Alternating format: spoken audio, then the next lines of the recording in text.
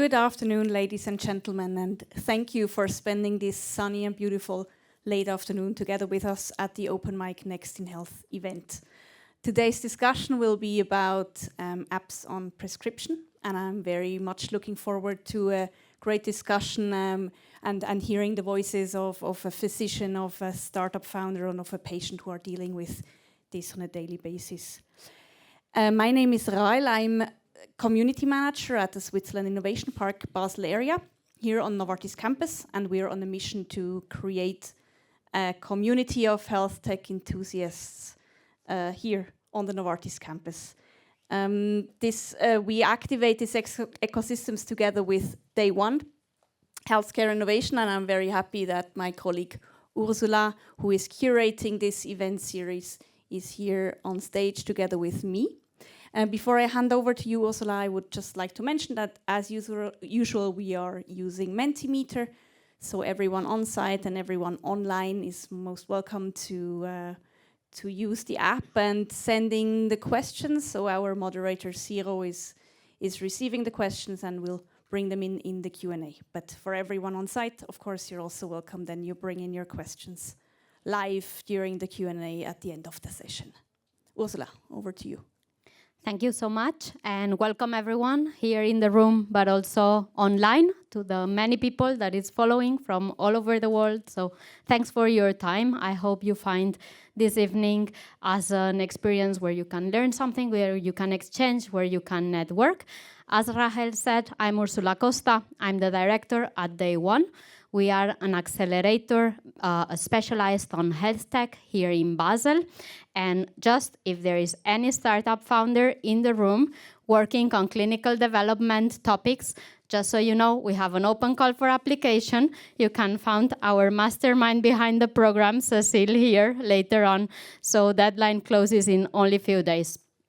I don't want to spend more of your time talking about what we do on Day One, but I want to make sure you enjoy our great speakers. So I have the pleasure of calling on stage today Ciro Gottardi, CEO of Peak Spirit, Maren Schintz, Type 1 Diabetes Patient Innovation Manager at Diabetes Center Bern, Ulrich Müllner, co-founder and chairman of the board at Dogyo, and Manuel Puchu, practicing physician and digital health expert. And I hope we get to enjoy 4 very different perspectives and points of view on a topic that affects many of us and a topic that has been around for many, many years now, which is apps on prescription and how do we go beyond the pill. And without more ado, I'm going to hand over to Ciro. Please, thank you all for joining us today. Really looking forward.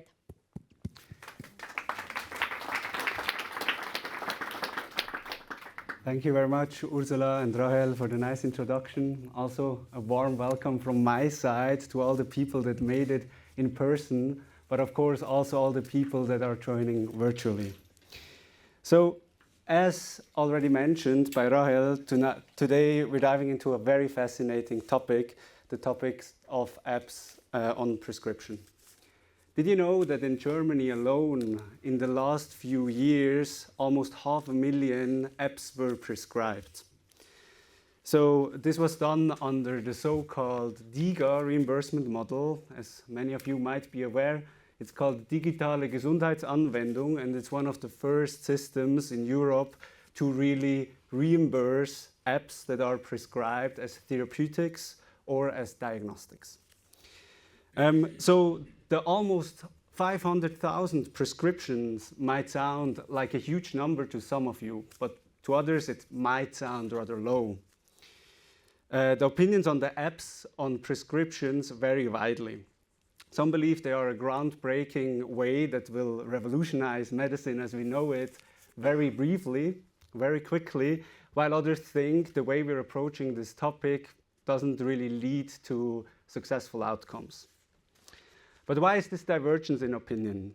So the topic is really, really complex for innovating teams. I mean, one needs to consider reimbursement, go-to-market, regulatory, quality, data security, accessibility, physician and patient adaptation, and many, many more. But before I move on, I'd like to briefly introduce myself. Again, my name is Ciro Gottardi. I have a bit over 7 years of experience in the health tech and life science field. I'm a biologist and economist by training. I started my career at GSK in Big Pharma, and then I changed to Peak Spirit. What I'm doing at Peak Spirit is supporting ventures in the digital health and in the health tech field in general with topics like go-to-market, sales, and market validation. I have the pleasure of working with dozens of digital health companies and also prescribed apps on a yearly basis, and therefore I know quite well many of the hurdles they face when it comes to being successful with their solution. So many of the teams I collaborate with are very much overwhelmed by all those aspects I was just mentioning before.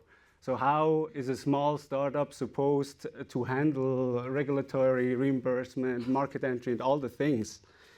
And I'd like to tell you 2 examples of teams I collaborated with some of the hurdles they are facing.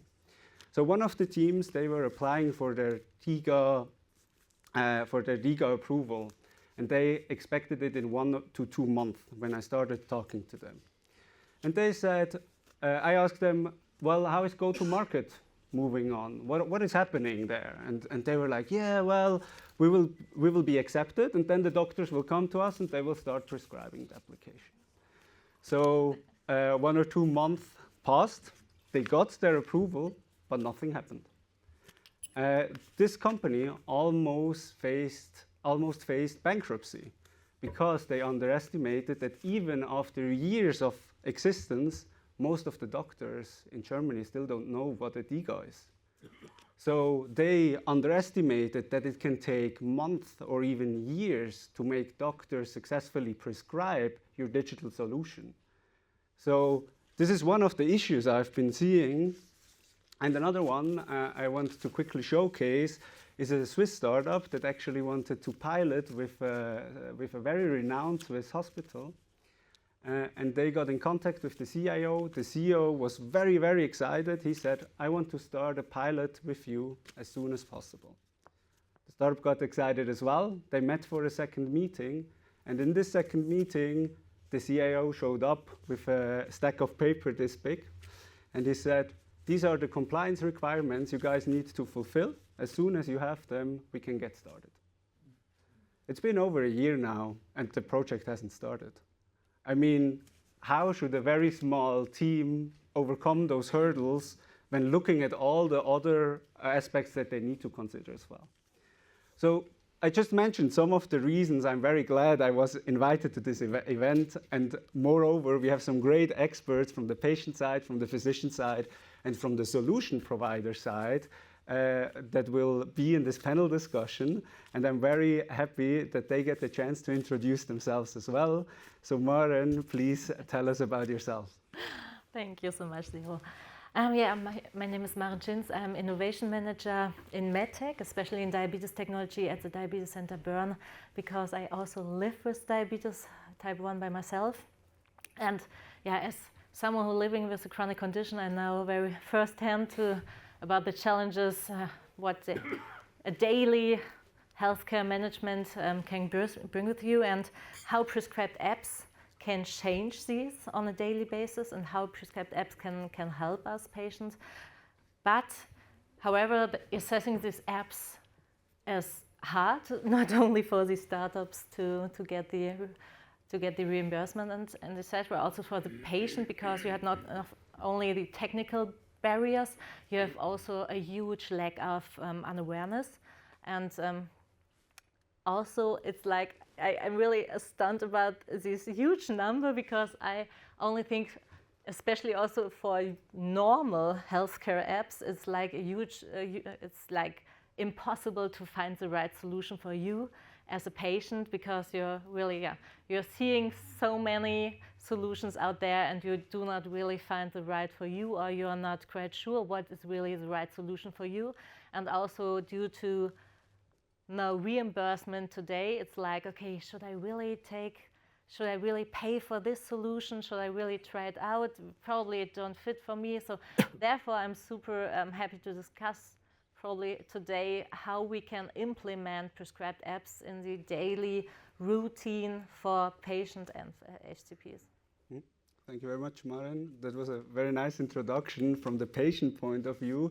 What I'm also interested in is an introduction from the physician point of view. So Manuel, please introduce yourself and tell us a bit about your perception of the topic.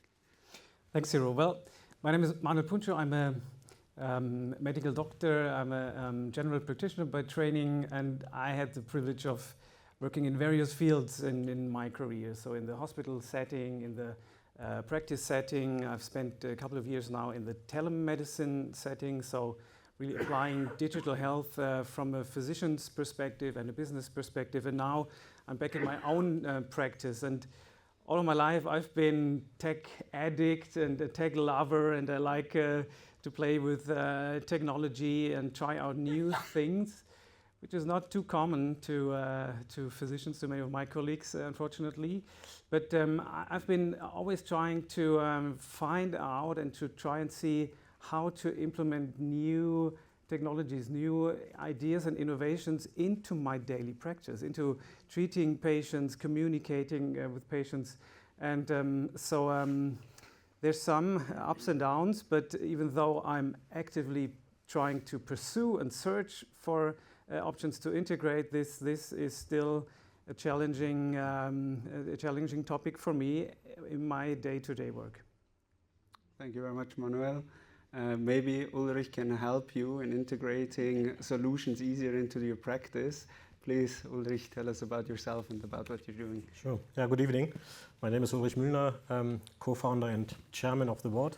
That's my official title of the new company I'm representing today, which is called Docyo.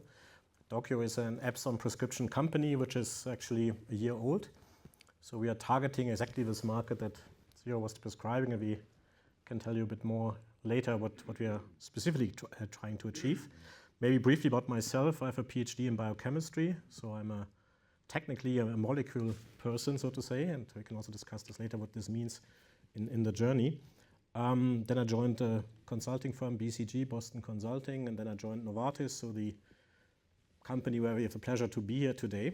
At Novartis, I had actually two roles. One was I was in charge of corporate strategy at Novartis, but more importantly for my journey now and my position now, I was in charge globally for health tech partnerships. So my job was to fly around the globe from Silicon Valley to wherever, find interesting tech companies and set up partnerships with Novartis with the goal to build so-called beyond the pill, around the drug solutions, in particular for patients with chronic diseases. At that time, Novartis was launching a new product for heart failure patients called Entresto. And my job was to find solutions to complement that, because we were launching Entresto at that time in a, I would say, genericized environment, and you had a very innovative drug, but you were also accountable to make sure that patients are taking these medications. And one way is, of course, to look for technology that patients adhere to treatment, that you can follow through, yet you can also capture real-world data. All of this we tried to accomplish. And then fast forward, I decided to join the entrepreneurial side of the world. I joined my co-founder Yves Nordmann. We founded a few companies together. One is Doc Health, which is at the interface of patients and physicians developing digital solutions. And out of this, we created a new company, as I said, Docyo, which is developing apps on prescription, particularly targeting patients or supporting patients with chronic diseases like metabolic syndrome, respiratory diseases, and so forth. Thank you very much, Ulrich. So one thing I was in particular interested in is how doctors in Switzerland are managing this topic.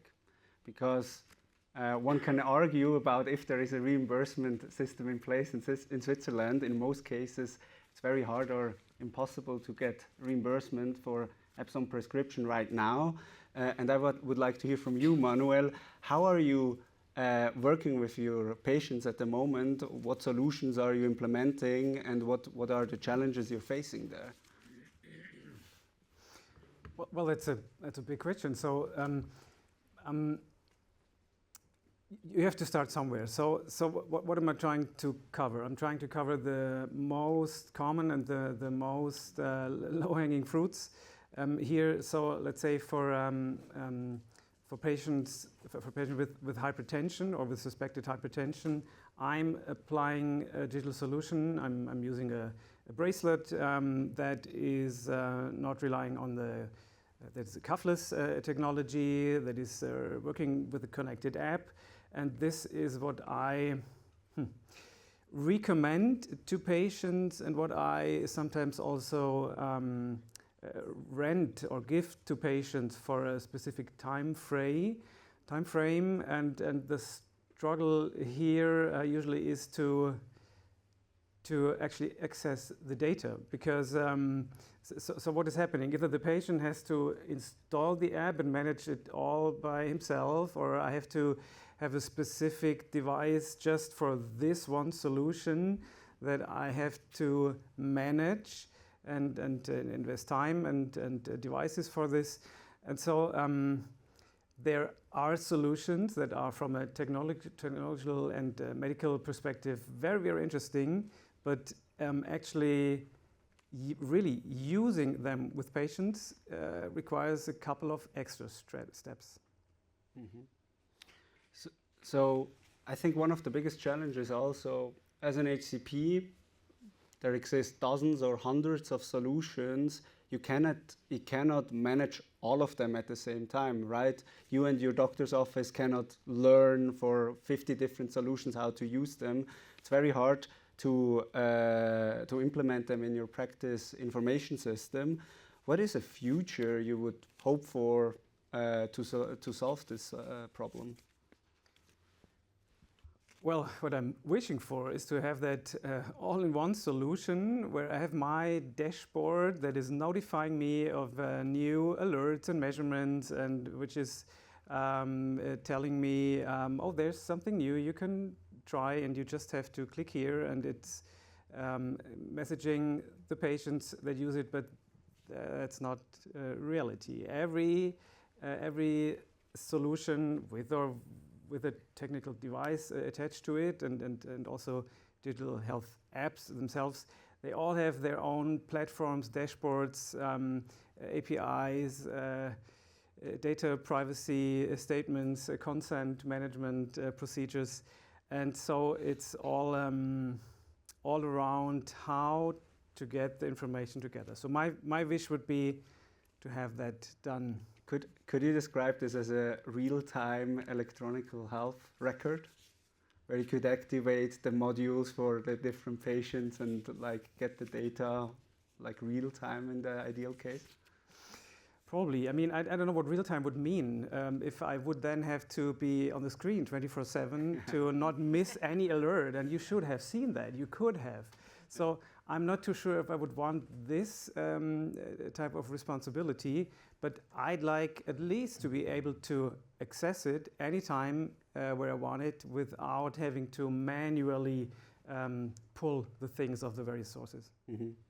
So data integration and not just being another solution is surely also a huge challenge for you, Ulrich. How are you, what do you see there, and where do you see low-hanging fruits for solution providers?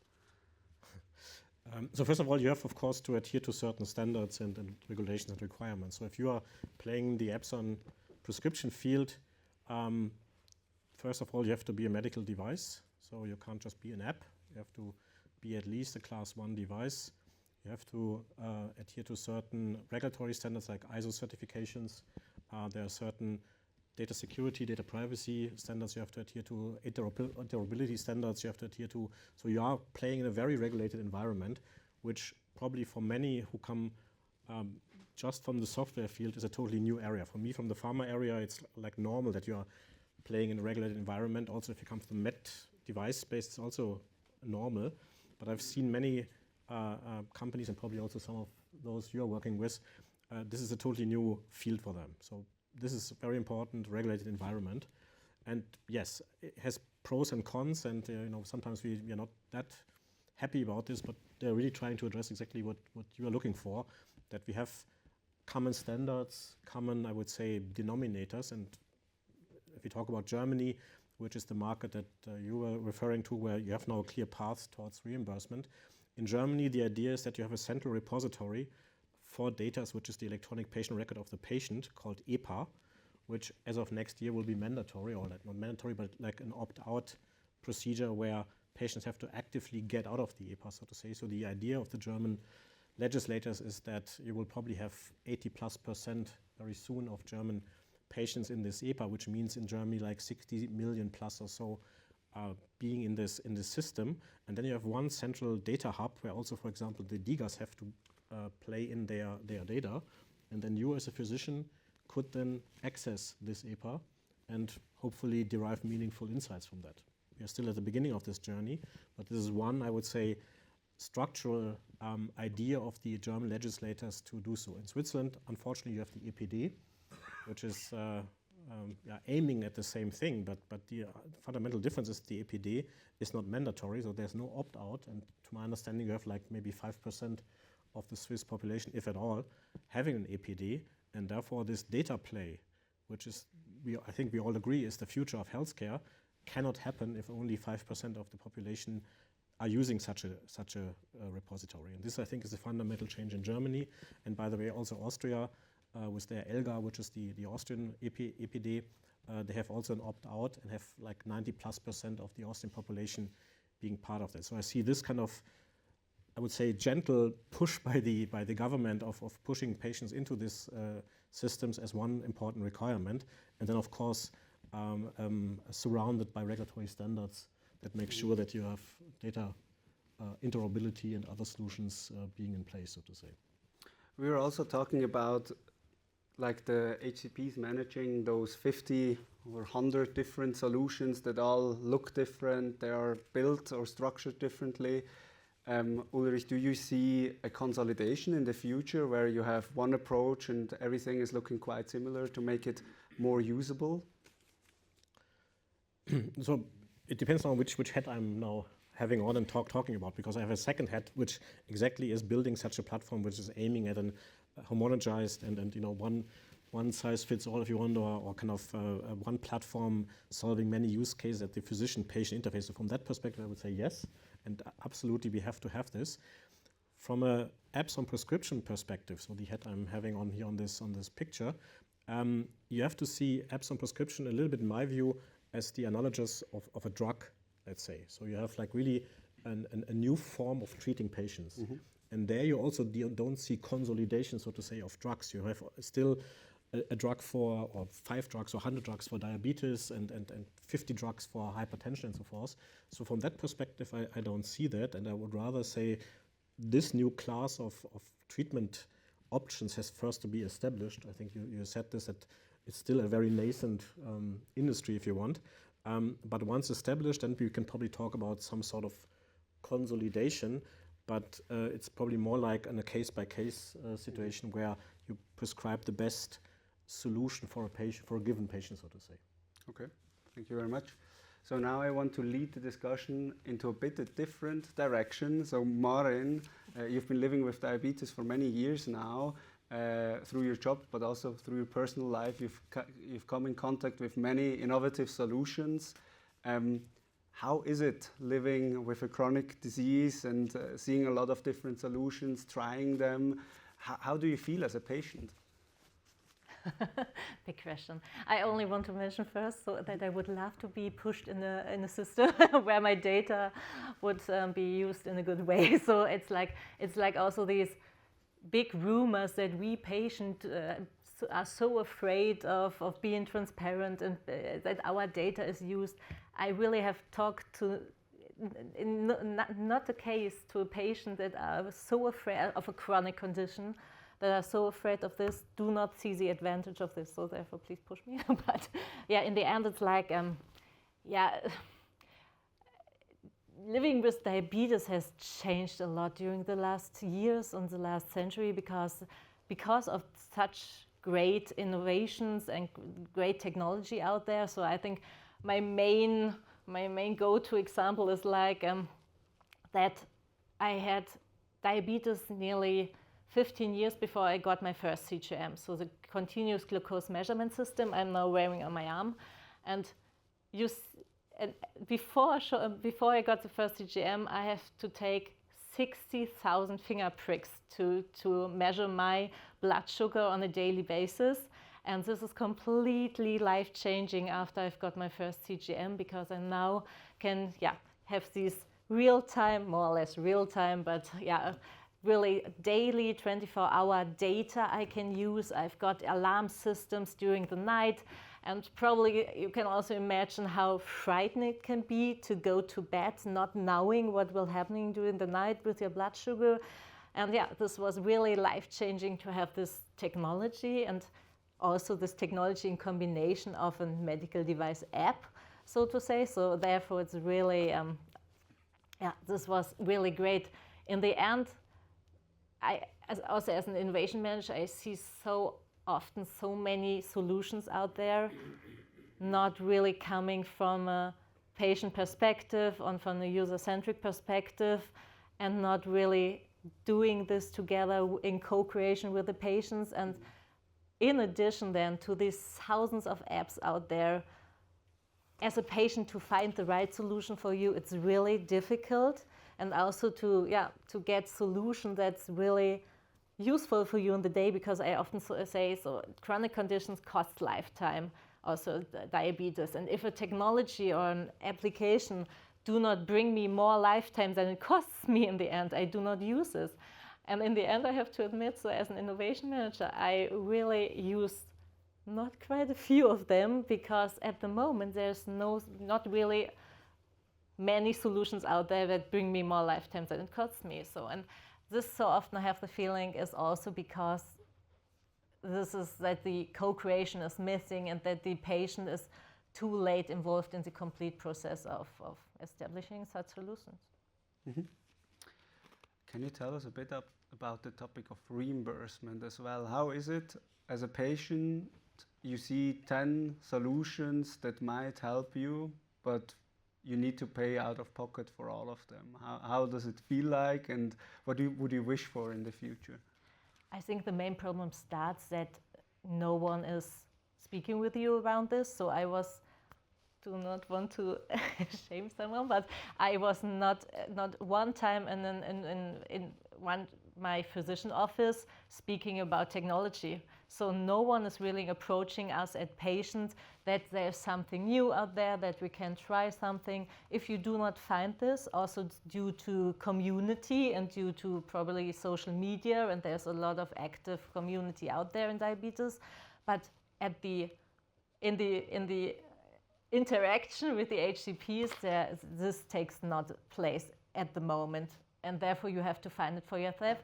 And if you then get a recommendation by other people with living with diabetes, of course you see value in it and probably try it out and pay it out of pocket.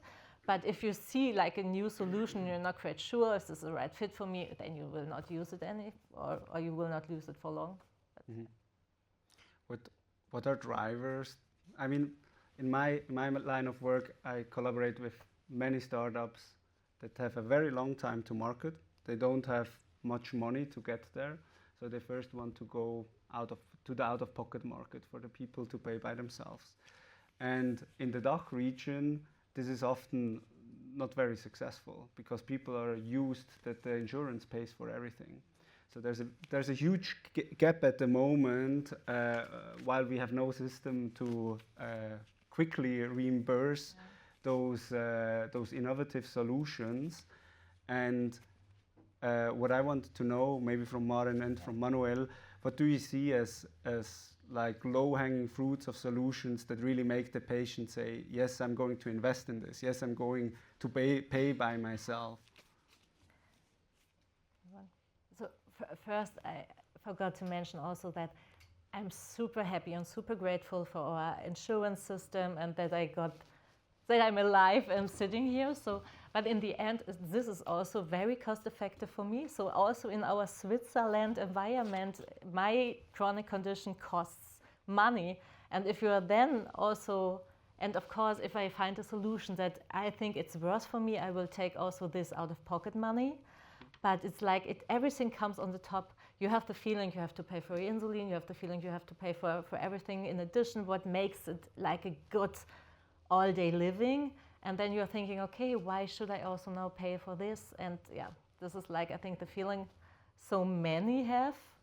Also with these, you have to convince so many people first to try it out, because we are in this tech area. We are well known of this solution and the benefits the solution has. There's a lot of millions of people out there, they are not so into this, and you have to convince them and you have to bring it to them. And I have the feeling that one of the channels could be HCP conversations, could be, of course, also crowd intelligence by social media and communities, but the first main entry point would be the doctor's office, I have the feeling, because you then get also the trust, hey, this is really something I could try. Thank you. So for the doctor, it's the easiest way to just write a medication on a small piece of paper, sign it, and done, next patient. So talking about what other options there are, and that they need to be paid out of pocket. Sorry to mention that. So this is time. This is mostly convincing patients to do something many probably wouldn't want, or it would be hard to convince them, and even time convincing the patient is not really reimbursed because time is so scarce. So this is probably at the moment more on the patient's side, and the pressure is coming from there. So what I'm seeing and what I hear, what users, patients are looking for is the immediate feedback. So if I see something is working, if I see there's a change, something has changed through using something, be it taking a pill or using an app or using some other device, this is, for me, probably key to convince people. Thank you very much. Ulrich, do you have anything to add? To out of pocket.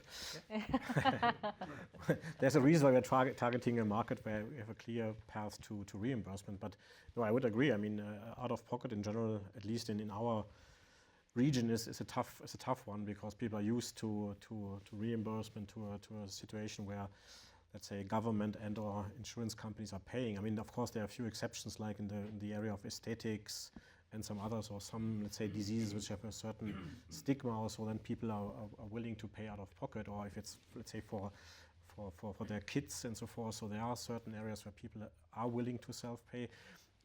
Schizophrenically, not for their own health. If it's a chronic disease, they're paying for cigarettes and alcohol out of pocket, so to say, but not for health. So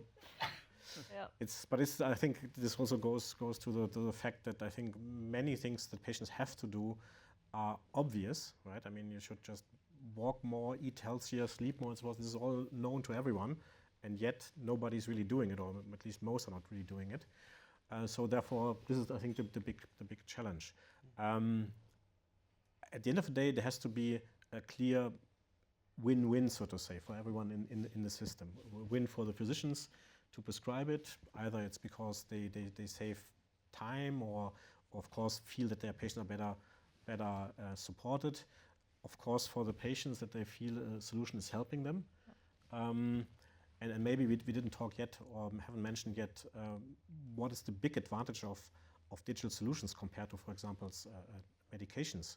I think from my point of view, there are 2 or 3 big advantages that other treatment options don't have. Number one is you're trying to activate something that none of the other ways is trying to do. We discussed about this over lunch when we had our discussion where we met each other for the first time. And there's a lot of opportunities in behavior change. And none of the medications is really targeting this and activating this. So this is a big plus of digital solutions. I think this is number one. I think number 2 is that digital solutions can overcome the big black hole, if you want, where patients are not seen and treated. You have many diseases like psychiatry disease and so forth, where you have a lot of challenges to find your physician, because the next physician appointment is maybe 6 months out, maybe 9 months out, maybe a year out. So what do you do if you have a severe psychiatric disease? Maybe you have risk of suicide, and you see your specialist maybe only in 6 months. This might be too late. And this is exactly where digital solutions come in and bridge this I would say, gap, so to say, of healthcare delivery. So for me, this is why we are in this space, because we feel fundamentally digital solutions will help patients, will also eventually hopefully help physicians on their journey. But of course, there are many puzzle pieces to solve. But if it would be easy, I think then it would not make fun. So we are also here to tackle that. And there are lots of opportunities to do so, and also to benefit the patients eventually. Mm-hmm. So, from my knowledge in the Swiss healthcare system, we spent in 2019, I think, between 1 or 2% of the whole budget on prevention. The rest goes to treatment and diagnosis. You touched the topic of prevention briefly, and it's obvious. If we want to live in a sustainable healthcare system, we need to do much more. And digital solutions with health literacy, patient education, everything around it is a great opportunity to go there. So what do you think we need to increase our efforts on prevention and to make this a more often used solution for all the people, not only the patients, but also the healthy population? Yes. It's also a tough one, because we have a system that fixes broken, if you want, conditions, like patients who are already sick and not paying into preventing. Again, we discussed this over lunch. To be a bit fair towards the payers, I mean, it's always easy to blame them and say, look, you guys should pay more on prevention and less on that. If you talk to payers, they also tell you, look, we each day get 50, 100 proposals for a preventive solution, and show us that it's really, let's say, helping the patients, and of course down the road also saving costs for us, because at the end of the day they are in a business and they can't just spend money on crazy stuff because it's preventative, and at the end of the day it's not helping. So they are facing this let's say, promises, but you also have to bring the evidence that a preventive solution is down the road improving the health status of patients, but also, quite frankly, bringing in return on investment for an insurer who is investing into this preventive solution. Mm-hmm. And I think there the challenge or the job is on the, let's say, solution providers, but also the ones that are claiming prevention is important, to prove that prevention has a value. And for this, you need clinical studies, you need real-world evidence studies, and so forth. And I'm a fundamental believer of prevention, don't get me wrong, but you also have to bring the evidence to the table that there's indeed value to the patients and to the system, I would say. May I jump here? I was on a conference lately, I was hearing the saying, there's no hero in prevention. So we doctors, we all want to be heroes on the emergency room, and I've been there also, but prevention is tough, because all trials and all measures we take, they evolve around measurements. So how do you measure? You measure somebody's sick, and you have some biomarkers or some parameters that you measure, like the heart rate, like inflammation parameters, and then you treat, and then you measure again. Did you have an effect? But how do you measure health? And how do you measure and take into account, okay, I'm still healthy 1 year after. I mean, we could maybe do that 2 years after, but like a sustainable a trial to see what measurements specifically are really protecting health on a long-term perspective is really a tough thing to do. Mm-hmm. I want to bring a little bit of a positive note to this, because I have really the feeling that this is changing on a societal level, but also for the insurances. And what I think it's a main driver here is really data, because data brings knowledge, and knowledge brings behavior change. Because if I know that some behaviors leads to some situations are not good for me, so every time I'm snacking in the evening, I have a bad night, if I really see this on a CGM or whatever, this is really so much more clearer and the roadmap is so much more there. And I have the feeling the more we are going into this data area, it's not in any case good. There are also some bad things around this, but this will have a huge thing, I have the feeling, for prevalence and making this better. One thing I think is also important that, I mean, prevention, the short-term, mid-term, and maybe long-term prevention, but how are you going to measure the outcomes 40 years in the future? I mean, no company will invest in this, or probably. Do you think, and this question is to all of you, that the state should invest more in long-term prevention research and gather more data about it? Obviously, well, No-brainer. No-brainer. everybody's saying no. Okay. No, of course, Yes. we should invest more into staying healthy, but I'm still thinking now we have our health insurance is focused on disease. It's not about staying healthy. So we have not a healthcare, we have a sick care system. And it's not that I want to value that. I mean, it's just as it is. And so our insurance model is saying, okay, if you're sick, if you have a medical issue, then whatever is needed to diagnose and to treat it and to help you live with it, the insurance is paying for that. But staying healthy, whatever that means, is something we need to manage ourselves at the moment. I mean, maybe to add on this, what is currently being tried, or what is now the big next thing, is this big data lake or data room in the European Union, if you want, right?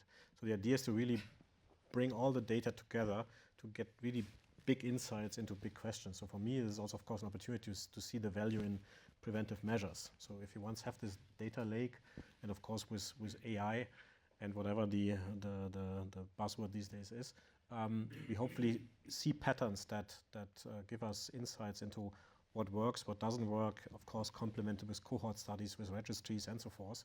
So I think you said data is important, but there are also, of course, now measures underway to get those data, let's say, collected, compiled, analyzed. This could have been done probably decades ago already, like we'll probably lost some time. Also, there's maybe only now technical capabilities like cloud computing and so forth, where you can really bring those data together. But we should also now use this opportunity and gain insights from this. And you said you don't need to be pushed for data to be shared. That's good news. Then maybe share this view with the European Commission, because the data, let's say, standards sometimes are a bit restrictive. But I think by and large, there are also right steps in the right direction, which hopefully make our healthcare system on a global level much, much better, I would say. Mm-hmm. One thing I also wanted to ask you, Ulrich, is you're preparing your solution for market entry and reimbursement in Germany right now. How long does it take on average? I mean, obviously each solution is different. From the project start until you reach the market nowadays. If you say project start, was really the idea, or what is project start in your view? When you have a committed team that starts working on it. Which is the idea level, but yeah. Well, I would say at least 2 years, if not longer, because as I said, you have to fulfill certain requirements like CE certification, ISO certifications, other standards. Then once you have that, the next big step is you have to conduct clinical studies, like really for a drug, like an RCT, randomly controlled trial, to show some initial evidence. Even for the preliminary listing in Germany, you need initial evidence, which is a RCT probably, and this probably is with a dozen or few dozen of patients, and then you have to go through a review process, which you also mentioned. So taken all together, easily 2 years, I would say. We are probably 60-70% down this road on our journey. But again, you can see it positively, negatively, but you are putting something into the system which is reimbursed by payers' money. So it should, in my view, it's fair that they ask for evidence and certain show me the proof, so to say. Mm-hmm. And this also, for me, distinguishes at the end of the day what I call digital homeopathy, that apps which claim that they have an impact, distinguish them from apps that really shows an impact. This is probably also important to convince HCPs to prescribe it, because I know it from the pharma days, back in the days, that you always went with the latest publication to the prescribing physician and say, look, this new cancer drug, let's say, is, let's say, improving survival rate, so you probably would want to prescribe it.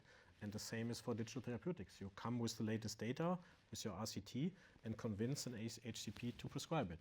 This is how it should be in the medical world, in my view. Definitely. What are the costs that a company is facing in those 2 years, or let's say 3 years? Quite a bit.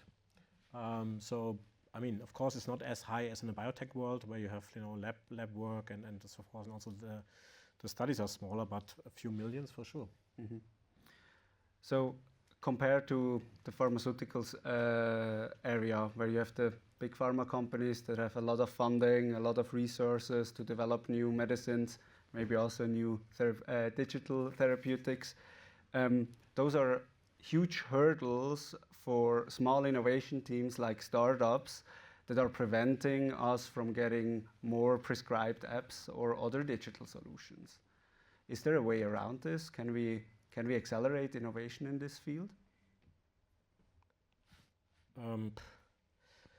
At the end of the day, there's a trade-off, right? I mean, each shortcut comes with a probably shortcoming, right? If you say, look, I cut, for example, the clinical trial, then what is then the package of evidence you bring to the table to convince an HCP? You could argue you maybe you take real-world data. You just do an uncontrolled observational study if you want, and some regulators might accept this. In Germany, probably not. In some other countries, maybe. So this could be a shortcut where you say, look, I compile all sorts of real-world data. You could argue, do you need all sorts of regulatory standards?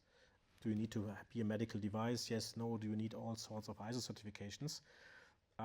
These are all steps that prolong the journey, that make the journey more expensive. But at the end of the day, as I said, the regulators do this also for a reason. They say, look, this comes, if you tick all the boxes, then we know you have a certain standard in quality, in data security, in data privacy, but also in evidence.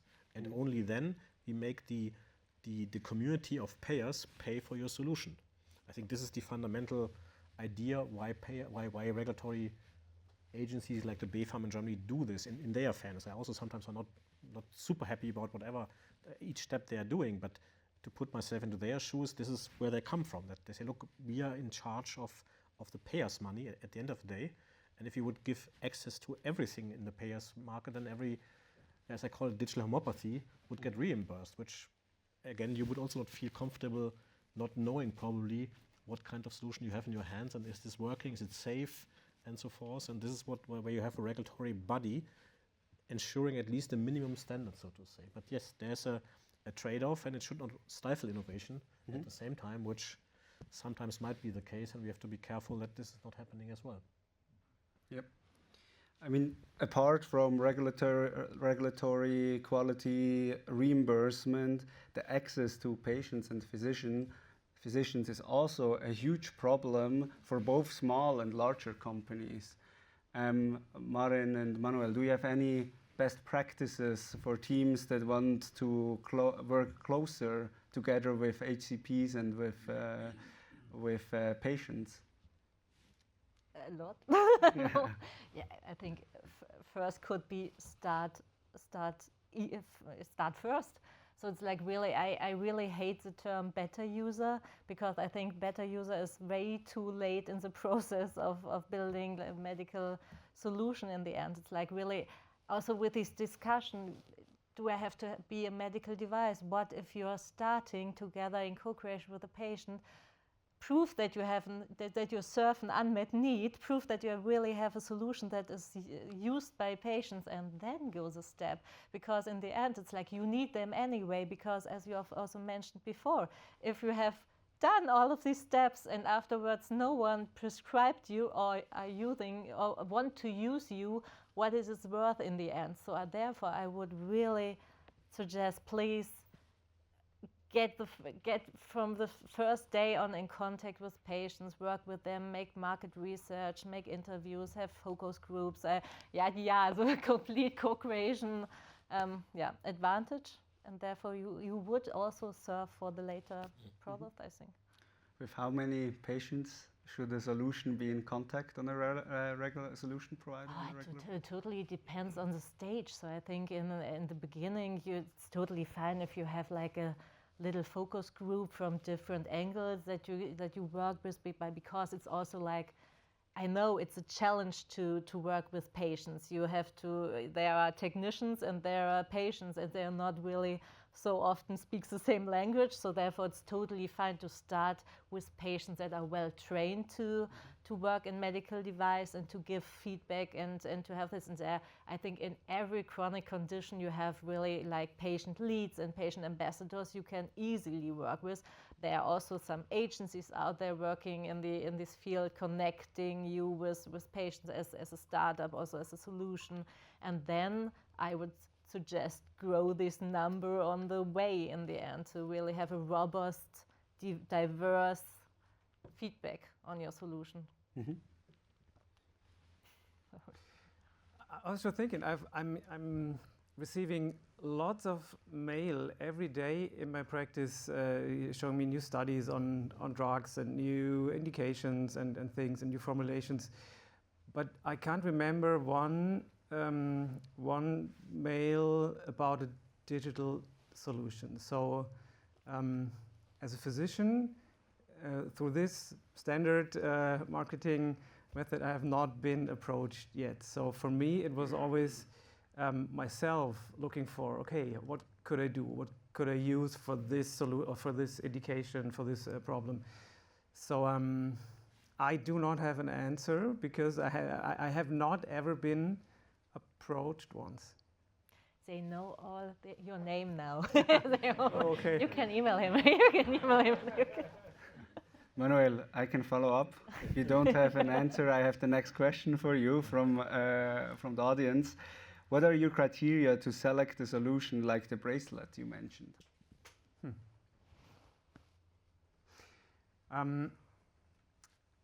I think my first and the very most thing I'm looking for is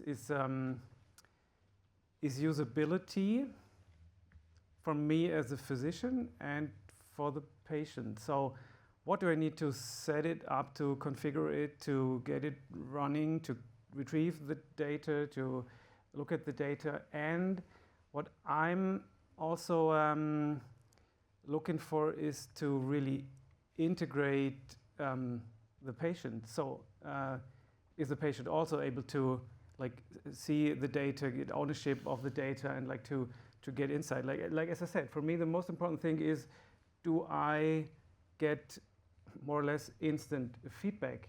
So if I do something, if I take a drug every day, I want to know, is it working? So as a diabetic, you go to your GP or your endocrinologist every 3 or 6 months, and blood is taken, and you see, okay, what is your A1C, and how was your CGM data? Let's see. So you have measurements, and you see, did you adhere to therapy? I don't like this word really.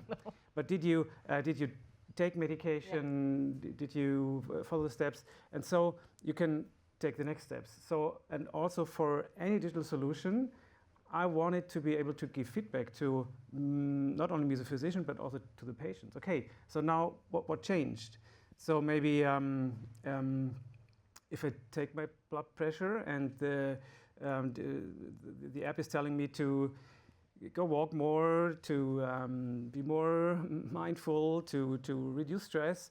So am I seeing this, and am I being shown trends? And can I, from a psychological view then, make the connection and then integrate this in my routine? Yeah. This is, for me, it's key. I think this is the main problem, that so many digital solutions also now helping with behavior change. Main driver of everything, and behavior change takes time. I think also in diabetes we so often see startups making clinical trials for 3 months, and we're like, okay, 3 months do not show behavior change. This comes if it's getting hard after 6 months or even beyond, because we are all human beings. It just takes time. And if you're then, as a patient, and this is a pity I think for HCPs, as for the patient, if I expect a digital solution to really work fast or to show me some results faster they will then lose of track muscles. Yeah. But maybe just, I'm not sure which companies you talked about. In fairness, again, this is probably because in Germany the reimbursement period is only 3 months. Yeah. Right? So you have only to show efficacy over a 3 months period. Yep. So it doesn't help if you have a 6 months, 9 months, 12 months trial if you only get reimbursed for 3 months. So this might also, how shall I say, wrong incentives sometimes induce a certain behavior, and you only do, of course, what you are supposed to do or have to do. But I'm with you. I mean, behavior change is a longer journey, and should take longer. But as a startup, again, you only do what you have to do, and probably not much more beyond, at least to get to the first base, so to say. And then for to the next Swiss level. point of view, have solved a question of mine for a long time. Okay, good to know. So now we're moving more into the direction of the Q&A. So if anyone from the audience has questions, you can raise your hand. We have microphones with Ursula and with Rahel.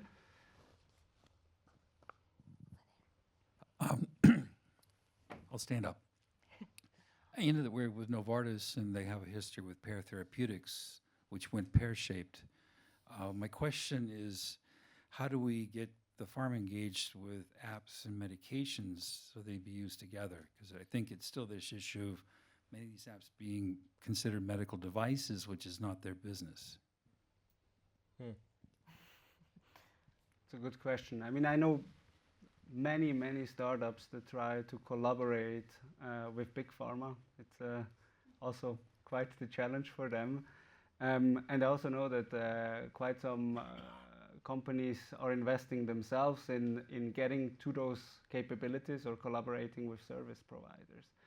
And I think also the big pharma companies, they are overwhelmed, or the business development or innovation officers, they are overwhelmed by the number of people that want to collaborate with them.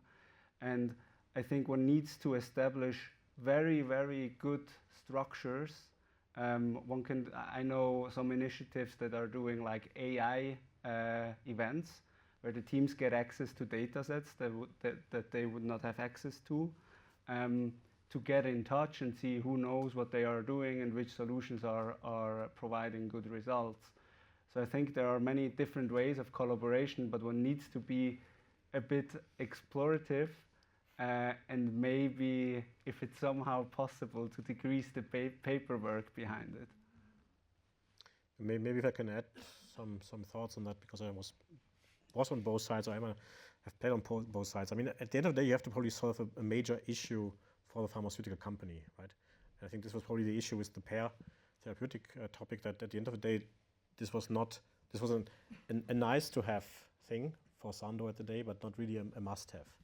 And if you look at a company like Novartis, I mean, they make 30, 40, 50 billion of revenue, depending on what you count as part of Novartis these days. But if you have a 30 billion, let's say, revenue base, and you have a digital therapeutic which brings you, let's say, 20, 30 million revenue per year, you can't put your effort on this type of asset, so to say. But if this asset helps you to solve a major problem in your core business, that's why I brought this Entresto example, where Entresto, one of the key value drivers for Novartis at the day, was facing a genericized environment, and you had to launch it into this environment. How do you do this? Potentially only if you complement this with a technological solution, which shows the added value of this medication. But then again, at the end of the day, the value comes from the medication, from the core business, and the technology is an add-on. And the same is what you mentioned probably. If you use technology which helps in the R&D process, then yes, it's solving a core issue if you want a pharmaceutical company. But a digital therapeutic as add-on business, at least for the big pharmaceutical companies, I have difficulty to see this as a future business model. For smaller, yes. If it's making a significant part of your P&L, then if it's, let's say, 10% or so, then they say, okay, this is a nice add-on to my business. But to a Novartis, you have to be a multi-billion-dollar revenue potential to be a significant part of the business, right? And this is probably one of the issues why those digital therapeutics don't really fit to the big pharma companies. To the mid-sized companies, yes, but the big ones, I'm a bit questionable about this. Thank you. Any more inputs, Maren, Manuel? No. So then I want to move to the next question. They're asking for their 3 key advices to health tech startups building apps on prescription. Let's keep it with 1 key advice from each one of us, okay? One, okay. So for health Tech startup. apps on prescription, yes. Prove your unmet need early in the beginning. Immediate feedback to the patient, to the user. It depends where you come from, but if it's really a totally new space for you, I would say really try to understand the entire set of requirements that is really needed to play in this space. Because my view is that some are really, let's say, surprised in a negative way what is required to play in the app on prescription field. This is really not just developing an app, it's much, much more. Right? And I would add to what Maren said is proof that you have traction, that what you're building is really needed in the market.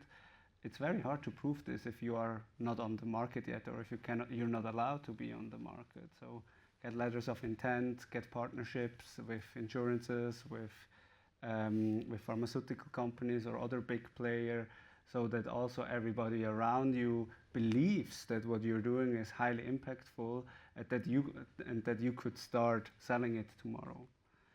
If you can prove this as a startup, you're way ahead from most of the other developers I know. Okay, we have many other questions. One is about AI, actually. And it asks, if I can find it, what is the role of AI and what are the inherent risks? How can non-deterministic AI be approved by the regulator?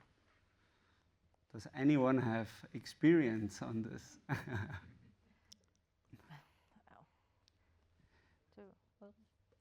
Look, I mean, I'm not the AI expert here, to be very frank and open, but if you look these days what ChatGPT can and cannot do, right? I mean, ChatGPT, how should I phrase it now?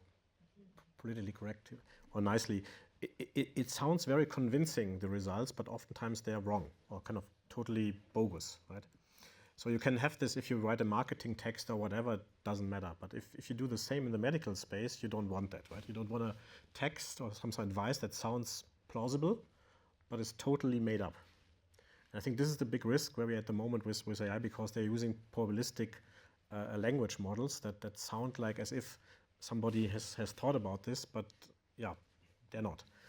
And therefore, we have also in our solutions, for example, chatbots used, but for good reasons. They are not ChatGPT based, because we are, at the end of the day, I said we are a medical device responsible for the type of outcome of the chatbots, and therefore we are using, I would say, more decision tree type of logic, which is maybe a bit more boring, but much more reliable. And I think this is the big challenge. And there's also now some paths to get AI regulated as medical devices, but this is to my understanding, a big challenge, because you need reference models, and if your model gets trained and evolves over time, then how can you compare this to your reference model?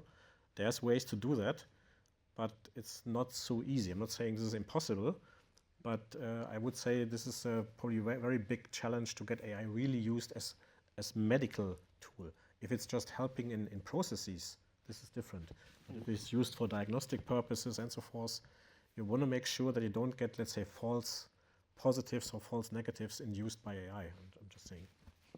Yeah, I have also another angle of this, because I've seen around 300 pitch decks a year.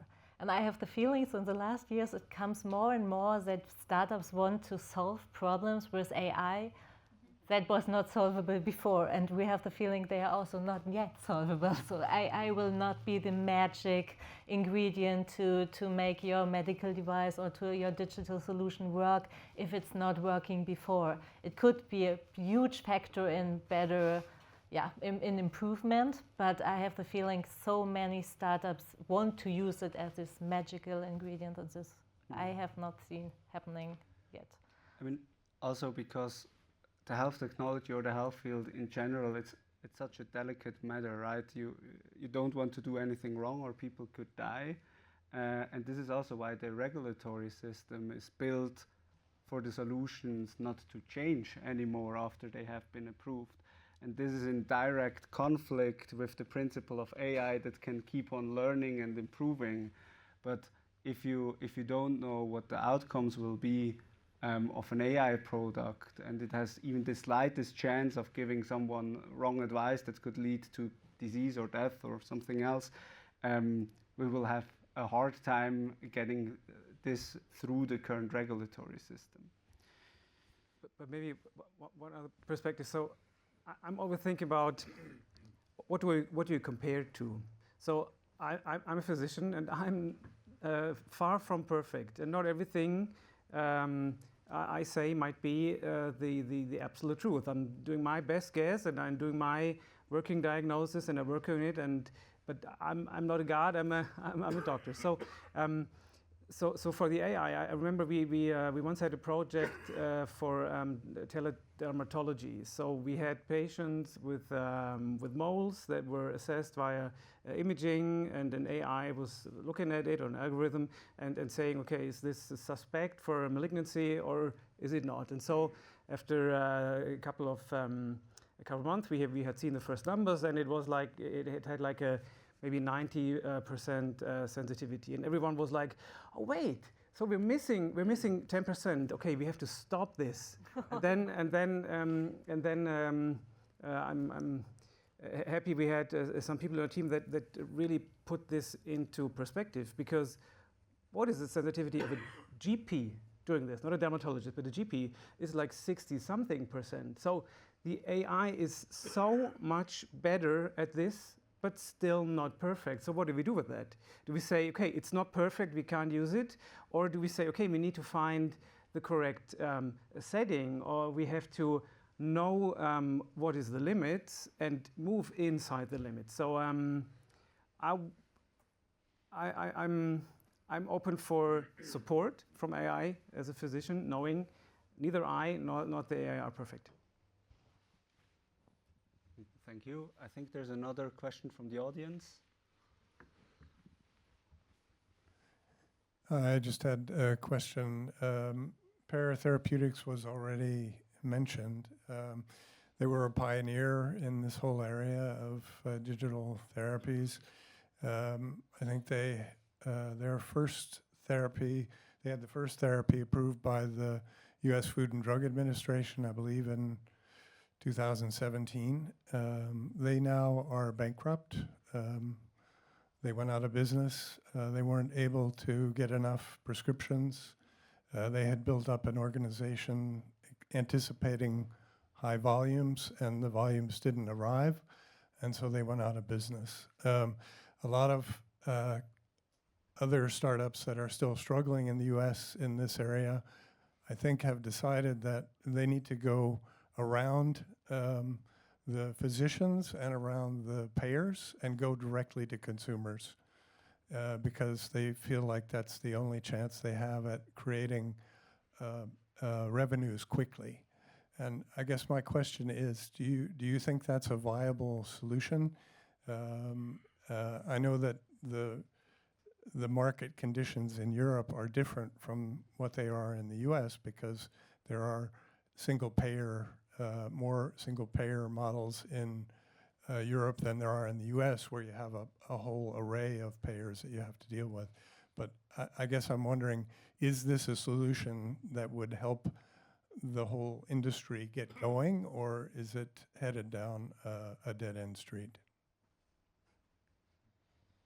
I personally believe it very much depends on which therapy area you're in, right? So for some therapy areas, even in the DACH region, people are more used to be in direct contact or also pay out of pocket if it's direct to consumer, like in dental or like beauty surgery or something like that.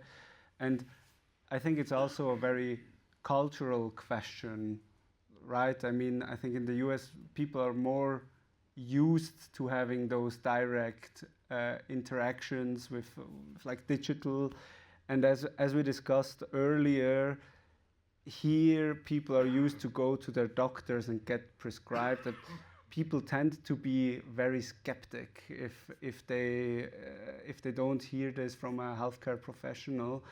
So I think there's no general answer to your question, which is also another reason why it's so important to do market validation, to go into the market, speak with the different stakeholders, figure out the intention to use and the willingness to pay, and many other aspects, which is why the connection to the patient and the physicians are so important. And if I'm not mistaken, I think Achille tried the other way, right? They started as a app on prescription, reimbursed company, then moved to the consumer path, and they also were not successful at the end of it. At least they got now acquired at a, I would say, valuation that was not worth their effort. So I would say there's no golden way or not one way to success. You have to probably look into each market case by case and do the best business model or business, let's say, setup that is appropriate for this market. And as you said rightly, I think in the DACH region is probably, unfortunately, if you want a reimbursed, let's say, regulatory approved path, but you could also look on a more global level. Are there certain regions, countries that are more favorable to what you are saying, like an out-of-pocket, let's say, opportunity, and you have to find your best mix. But I think you also made a very important point while saying that you should align your operations with your, let's say, revenue expectations. And I think the big mistake all of those companies made, at least from the outside, what I was observing, is that they have built a much too big operations in anticipation of the revenue, and they were never making any. Well, you don't make profit anyway. I mean, you're not cool if you make profit. This is not cool these days. But jokes aside, they were so misaligned in terms of costs versus revenue that this wasn't a sustainable business, and they realized probably too late that they have to cut costs and so forth, and then probably they were already too much down the road. And then of course, if a major partnership like Novartis doesn't work out, then of course all of a sudden you're losing X% of your revenues anyway.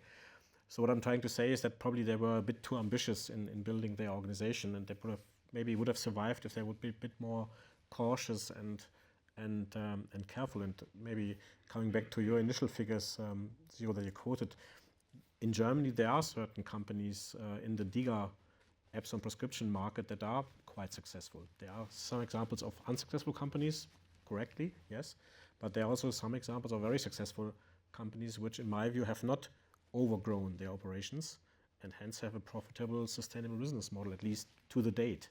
That might change, but you can find a sustainable model, I would say, but you have to really be cautious and tailor it and adapt it, I would say, to the market condition. Interesting enough, I know many teams that are thinking about going to Africa or to South America, India, because all the systems are not really as strong in place there, and you can help shaping them. And there's a huge potential if you don't need to break up an already existing system for the future, which is also an interesting topic maybe for another time. And I think we're at the end. Yes, we're already 1 minute over. So should I end the session by myself, Ursula, or will you do it, Rahel? Yes, I'm happy to say a few words. Thank you very much for sharing your expertise and giving us a glimpse in your everyday life and the hurdles you're trying to overcome. Thanks, Maren, Manuel, Ulrich, and Zero for being here tonight. Big thank you also again to Novartis for sponsoring this series. We have 2 more events to go this year, for sponsoring the location, and of course also the apéro following the event. I would like to thank Ursula, my colleague, for pushing this series and for bringing together this amazing set of speakers. Looking forward to the next events. A few words also from my side. I mentioned the community we're building. We also provide the space for it. So if you know a startup, or if you have a startup and you're looking for a space, we already have a few cool companies with us, such as Dokyo. So yes, come talk to me during the apéro. And thanks everyone for being here. Thanks everyone for joining us online. And I'm looking forward to good discussions later on. Thank you very much.